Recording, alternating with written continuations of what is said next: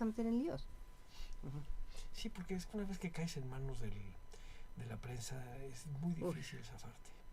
Ahí son unos buitres, oye. Sí, por eso no hay que convertirlos en interlocutores. De acuerdo.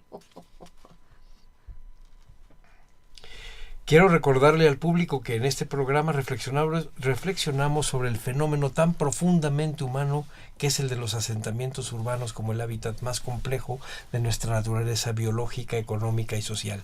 Pero en particular en este programa estamos hablando de la memoria de las ciudades, de los cronistas, de la relación que hay entre la vida cotidiana y los cronistas y del puente que hay entre los historiadores y los cronistas.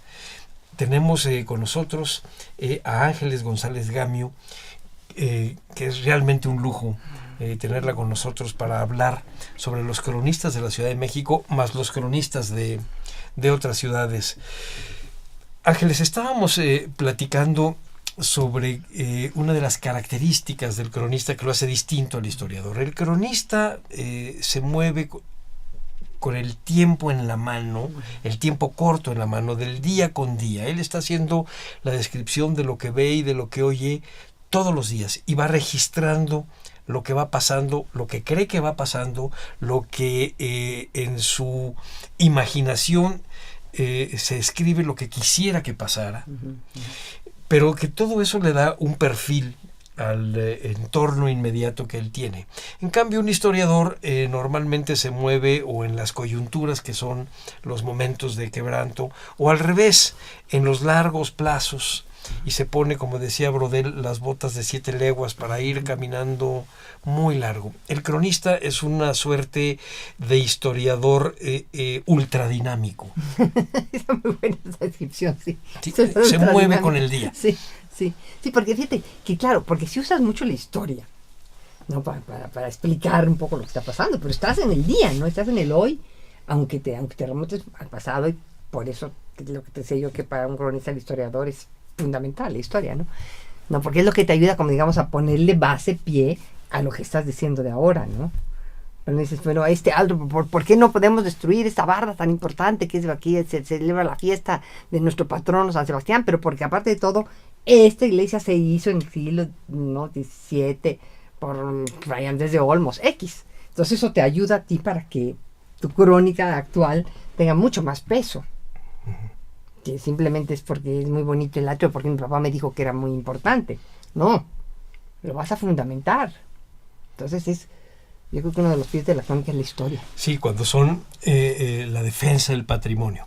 Pero también el cronista crea opinión. Yo estoy pensando, y a lo mejor me vas a decir que no son exactamente cronistas, pero pienso, por ejemplo, en Elena Poniatowska, pienso en Monsiváis, pienso en José Alvarado hace unos años. Finalmente van creando. ¿Cómo no? Claro que sí. Entonces ellos, claro que sí. Yo recuerdo que una vez platicando con José Emilio Pacheco, me decía, bueno, el problema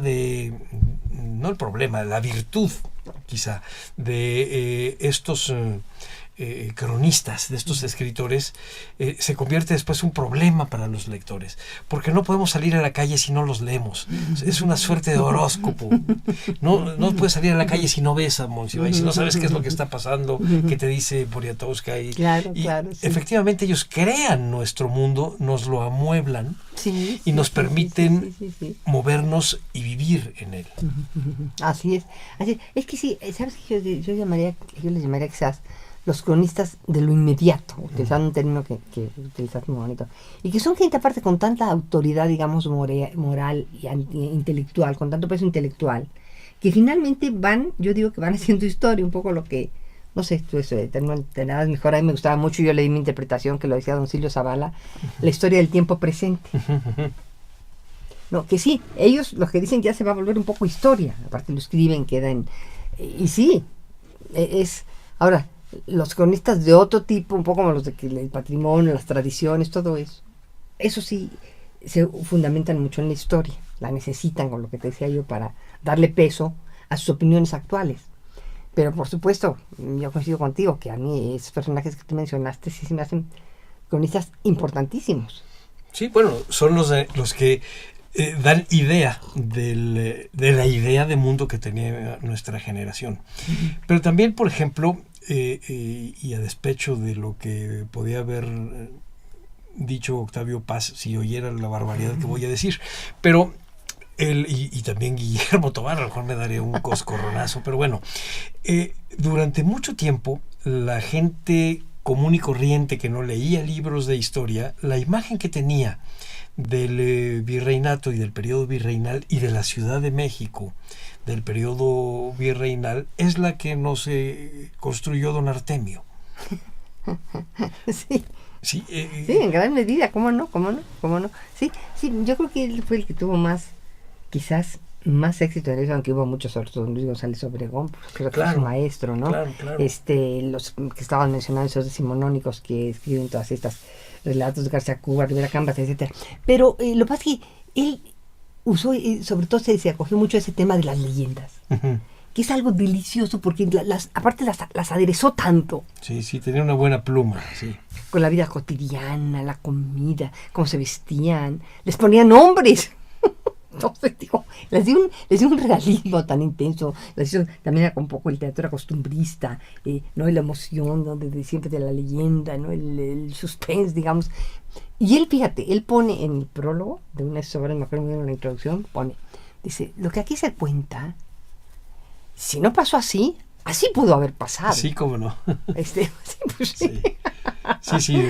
Como que advierte, aquí hay fantasía también. Sí, entre la fantasía y la realidad ahí se brincaban, ¿no? Si no le importaba mucho. Sí. Pero yo sabes que era un hombre muy culto, erudito, entonces realmente lo que ponía, sí, realmente como él decía, pudo haber pasado. Porque realmente, si tú ves todas sus descripciones de la vida virreinal, sí corresponden a la realidad. Digo, en general, sí es algo...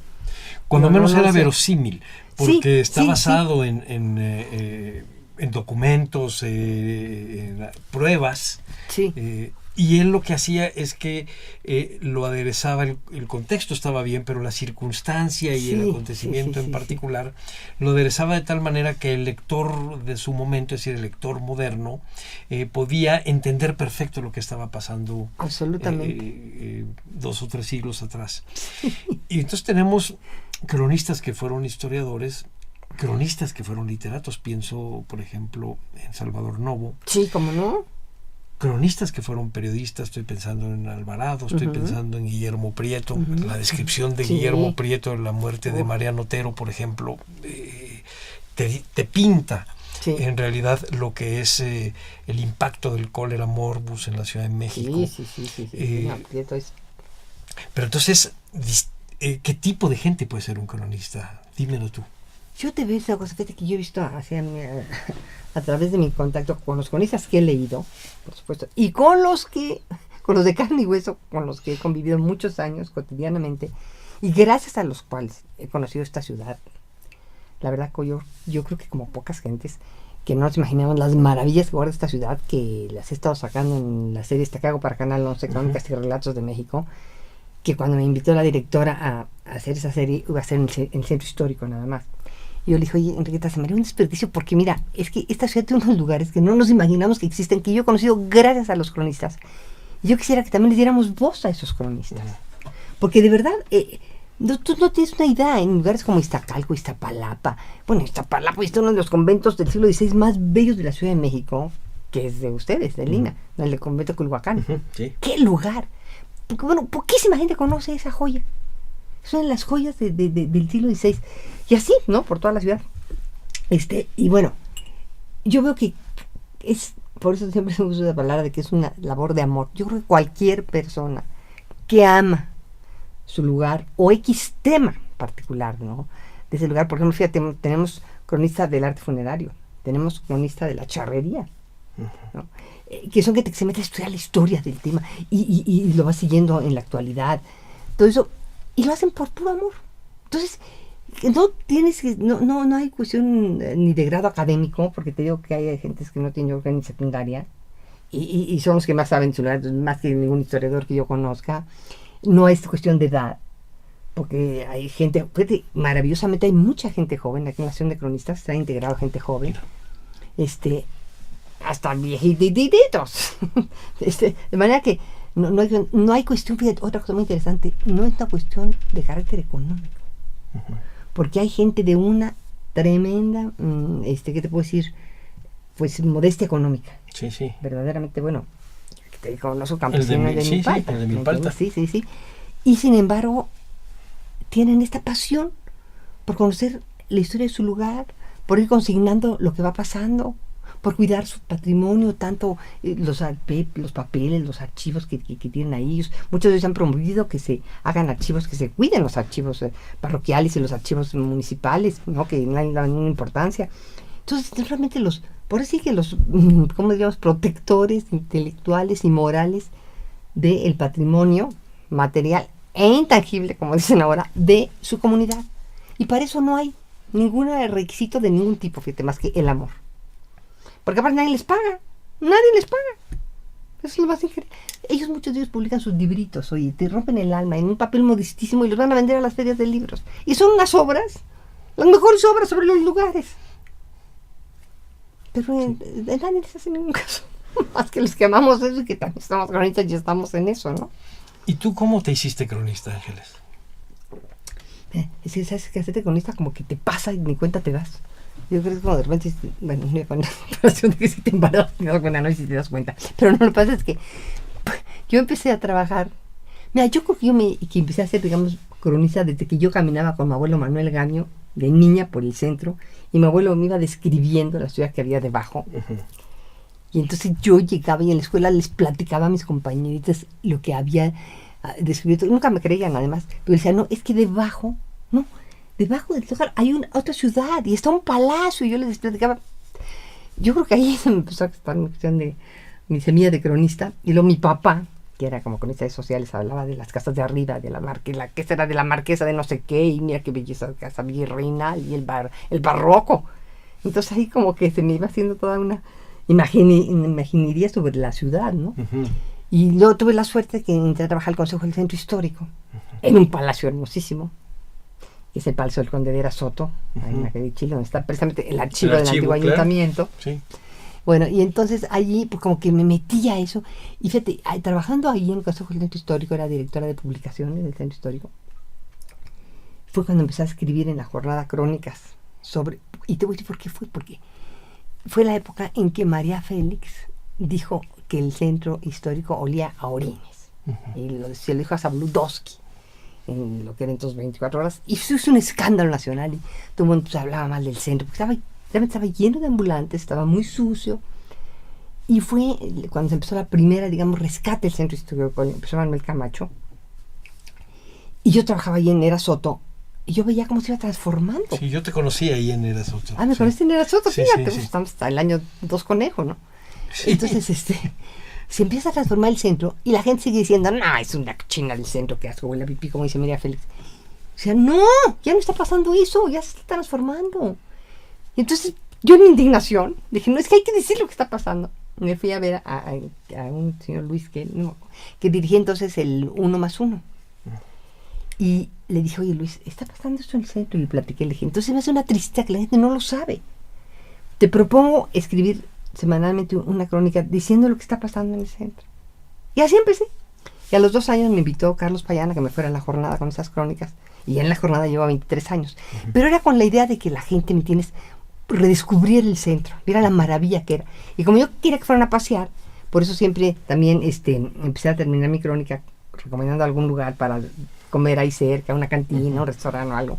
Y que se ha vuelto una parte muy favorita de mis crónicas de los lectores, el lugarcito para comer. De verdad que así fue como que... Y luego fue la suerte que me invitaron a hacer pues a dirigir el Consejo de la Crónica. Uh-huh. Pero primero dirigí la librería Pórtico en la Ciudad de México, que estaba ahí en...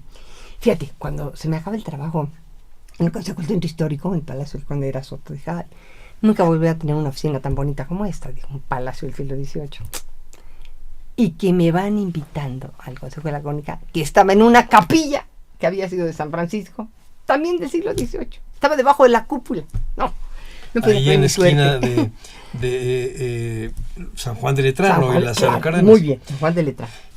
Y, vemos y Niño Perdido, que poca gente sabe por qué Niño Perdido. Y es un pasaje de la Biblia donde hablan de cuando se pierde Cristo, que se va al templo, y ese es el niño perdido. Claro, pero también luego le hicieron su leyenda. Artemio es una leyenda de un niño es que cierto. se perdió y se lo robaron. Sí, es verdad. Sí. Y en la casa del conde de Era Soto, que es donde vivió don Joaquín García Balceta, Francisco Pimentel, su cuñado. Claro, sí. Y es donde está la cabeza del ángel original que se desprendió con el temblor del 57. Exactamente, así como aplastada de un lado y parece una escultura abstracta. Fantástica. Y tu oficina estaba a un ladito, me acuerdo muy bien. Mira, sí, ¿cómo no? Uy, qué barato, cuando nos conocemos. Sí. Ahora, para hacer tus crónicas, tú caminas. Yo, las que he leído tuyas y los programas que te he visto, tienen un ritmo, tus relatos tienen un ritmo, lo que me hace pensar que esto lo vas caminando, todo el tiempo lo vas caminando. Sí. ¿Tienes calles preferidas? ¿Tienes lugares que son el tuyo? Además de la casa la estoy pensando, digamos, en un espacio público en el centro. Sí. ¿Sabes un lugar que a mí, bueno, hay dos plazas en particular que me fascinan? Una, la Plaza de Santo Domingo, que esa plaza no tiene desperdicio, ¿no? Fíjate, y tiene tanta historia que para Bellas Artes he hecho recorridos nada más sobre la historia de los edificios que rodean la plaza. Es así de importante esa plaza. Y la Plaza de Loreto. Claro. La Plaza de Loreto, que ahora la han recuperado increíblemente. ¿No sabes cómo está de belleza? Mira, te juro que si esa plaza estuviera en Roma, habría colas de gente para visitarla. A mí me tocó ser de los que le echaron a perder. En 1969, que estaba yo en la prepa, ahí nos íbamos a jugar fútbol en la Plaza de Loreto. Nos ponían unas correteadas los policías. ¿Sí? Y ahí hay un lugarcito donde se come sabrosísimo de comida corrida de un profesor jubilado. Delicioso. No, ese lugar es otro lugar también, que también ha conservado, fíjate, todos sus edificios originales alrededor. Bueno, original del siglo XVIII, porque está ahí del XVI, ¿verdad? Sí, pero ahorita acabas de decir una cosa. Nosotros aquí que hablamos de las ciudades moradas de hombres, y cuando hablamos de la Ciudad de México, se nos olvida que gran parte del rostro virreinal que tenemos de la Ciudad de México, no todo por supuesto, pero una buena parte es más bien del siglo XVIII. Hay pocas cosas anteriores. Por eso los arqueólogos han trabajado tanto para recuperar desde el Tenochtitlan hasta la del siglo XVII. Sí. Nuestra gran ciudad es la ciudad del siglo XVIII, la del XIX. Así es. Sí, hay poco del XVII.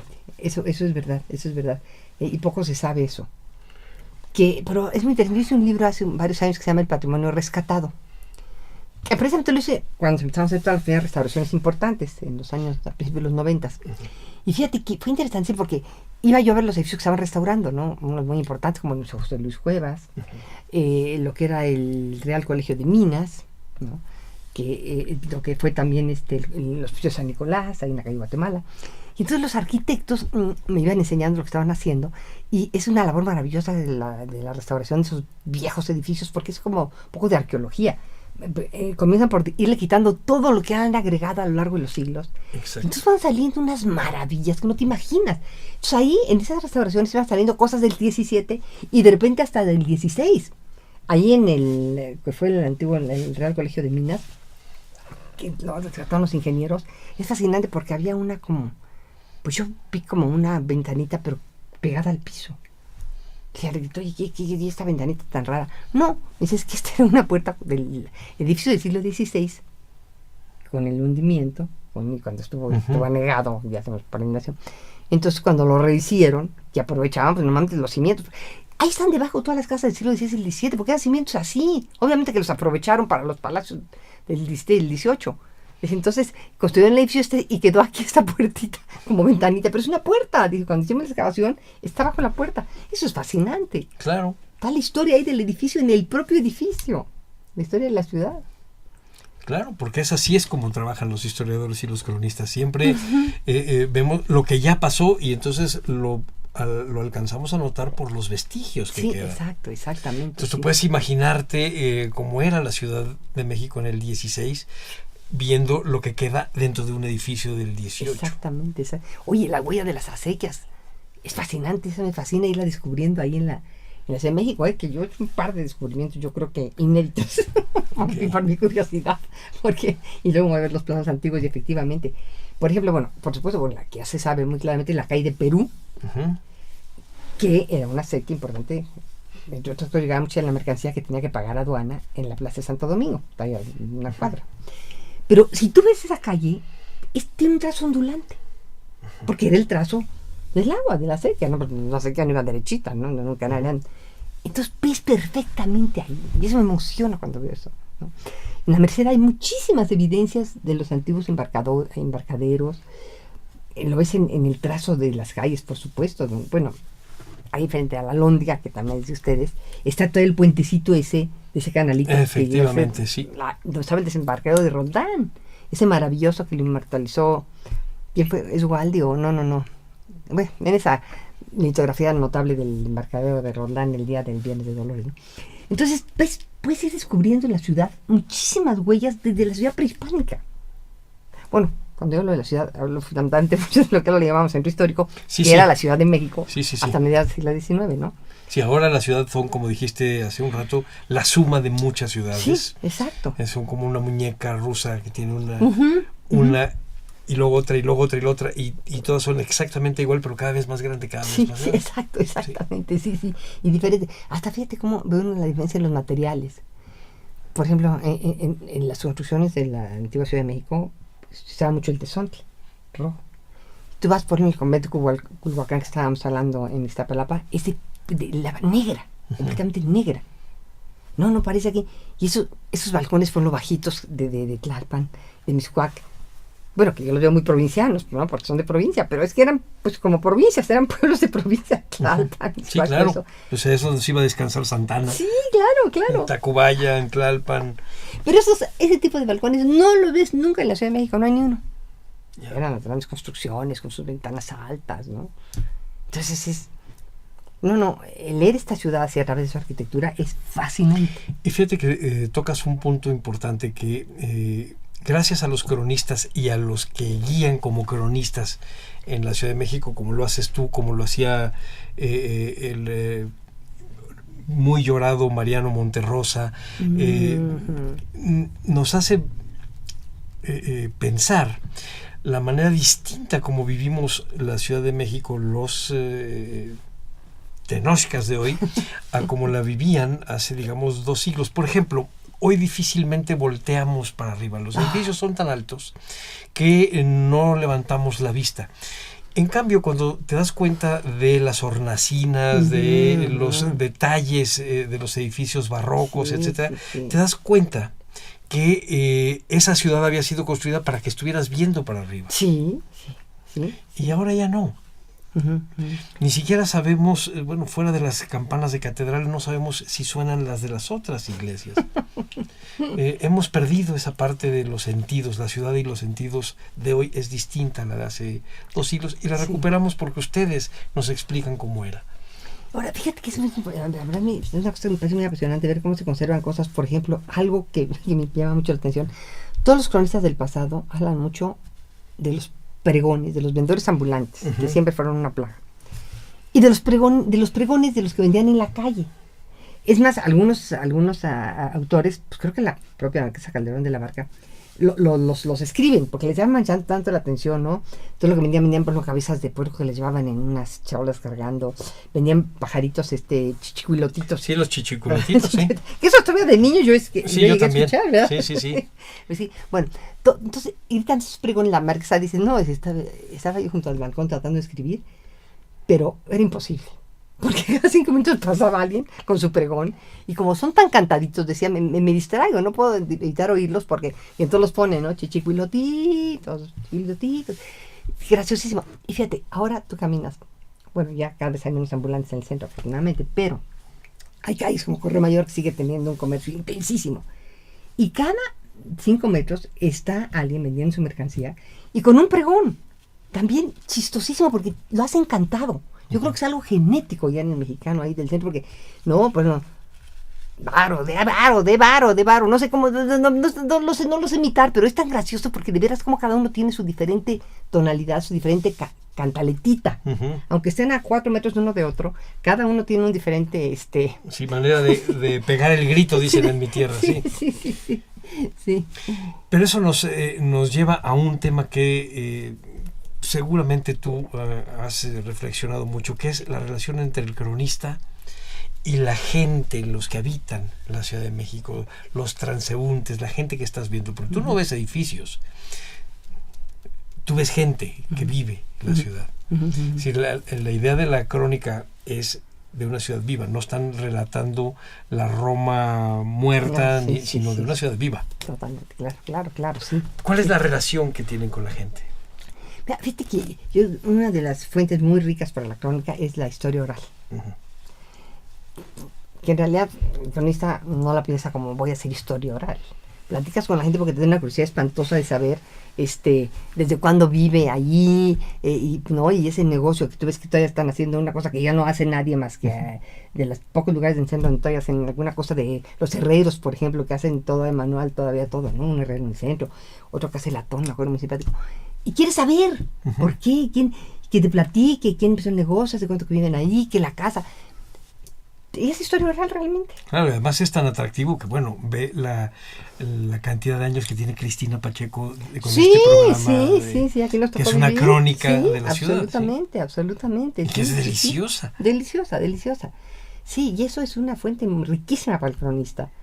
Que te digo que no la piensa en realidad, yo siento como una fuente, trabajamos nosotros mucho en el Consejo de la Crónica. Y de hecho hicimos un programa que se llama de historia oral de los barrios. Fíjate, iba a ser de los barrios, de las colonias, barrios y colonias de la ciudad. Y un día llegamos a Xochimilco, lo hacíamos con estudiantes de servicio social, les dábamos un curso que les daba Lina, ¿te acuerdas? No sé, tú llegué a darlo, claro, tú les llegaste a dar ese curso, por supuesto. Sí. ¿Te acuerdas? Sí. Bueno, y me acuerdo que llegaban a un pueblo y le decían, oiga, pues, queremos saber que nos platique usted de este barrio, a la gente de mayor edad. Y dice, ¿barrio? Esto no es un barrio. Bueno, perdón, la colonia. ¡Menos! ¡Esto es un pueblo! Sí, claro. Un pueblo. Entonces ya le hicimos el programa de colonias, barrios y pueblos. Sí. Hay muchísimos pueblos en esta Ciudad de México. Sí. Y hay muchísimas mayordomías, como en la sierra de Chiapas o de Oaxaca, pero muchísimas. Eso es algo fascinante. Sí. Digo, bueno, y entonces lo hicimos también con el Instituto Mora. Cierto. Sí. Y hicimos varios libritos de fruto de esos programas de historia oral, que es una fuente riquísima. Pero desgraciadamente todo eso necesitaría apoyos para que todas esas cosas se publiquen, porque te digo, alguno que organice pues las publica, con esos 3 pesos que tienen, las publican, las venden en las ferias de libros, pero hacen aparte a veces 200 ejemplares, o digo, no, y es material riquísimo. Entonces sí requeriría de veras un apoyo para esos cronistas, que básicamente era más para darles material de trabajo para que se puedan publicar sus cosas, bueno, para poder grabar las entrevistas. Nosotros grabábamos, había mucho que no sé ni qué pasó cuando desapareció el consejo, porque también les estudiamos fotografías. Sí. Entonces un programa eran los testimonios, las entrevistas y fotografías. Toda una historia de una época de la ciudad. No, bueno, el tema es fascinante y el horizonte de la crónica es extensísimo. Nos rebasa para tratarlo todo en este programa. Recomiéndanos algunos libros fundamentales para saber lo que son las crónicas en el género que tú nos estás ahorita proponiendo. Recomiéndanos cronistas que debemos leer casi por obligación y que te aseguro nos van a agradecer las gentes que nos escuchan. ¿Cómo no? Claro que sí. Bueno, mira, estamos hablando también de cronistas del pasado, por supuesto, ¿verdad? Sí. Bueno, yo creo que deben de leer ese librito de los diálogos los diálogos latinos. Fíjate que, no sé si tú ya lo conoces, pues no te tengo que dar, un librito que hicimos Eduardo Matos, el arqueólogo, Vicente Quirarte, el poeta, y yo, hicimos en 2012 el mismo recorrido de los 3 personajes de Cervantes Salazar. Y sacamos un librito que se llama México, 1554-2012. Y ahí viene, en el librito, los diálogos de Cervantes Salazar y lo nuestro. Ver cómo se transformó la ciudad en prácticamente 500 años. Es de editorial Joaquín Mortiz, que es parte del Planeta. Ese creo que bueno, si les interesa leernos a nosotros, qué bien, pero si no, lo importante es que ahí pueden ver a Cervantes de Salazar, los diálogos. Y la comparación. La comparación creo que es interesante. Después, bueno, Yo diría, ahí, bueno, el famosísimo poema de Balbuena, ¿no?